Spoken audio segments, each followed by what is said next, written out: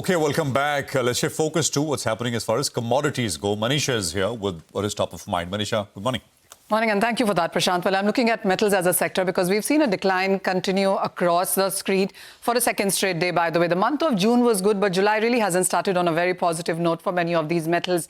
Well, one is the higher U.S. trade will take effect from 1st of August. Now, it just keeps getting stretched, so there's no clarity, especially when it comes to copper. We don't know whether it's going to be in the same line as aluminum and steel, which are tariffed by nearly 50% there. So that also seems to be bothering the copper prices there.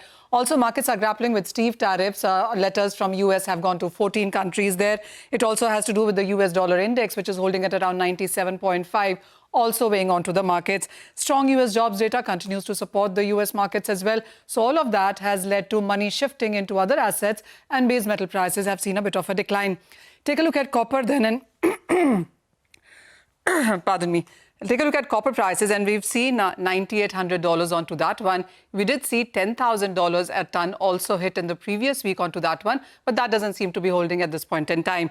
The copper stocks, if you look at those, have seen a very sharp decline. They just are at around 97,000, and we have seen copper stocks drop by nearly 64% from mid-Feb. Even after that, the copper prices have not been able to sustain above $10,000 a ton there. And it's not just about copper. Take a look at aluminum, zinc prices. We've seen 2% of a decline for both of these metals for this week as well.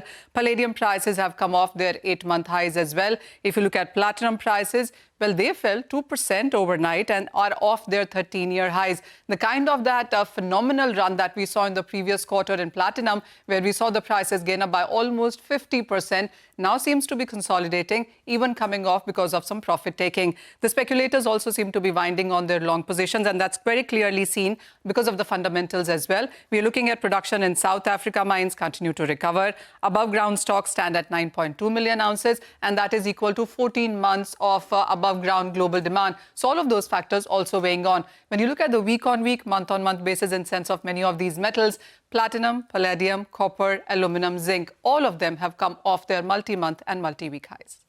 Okay, all right. Thanks very much, Manisha, for that. Well, there's commodities in focus.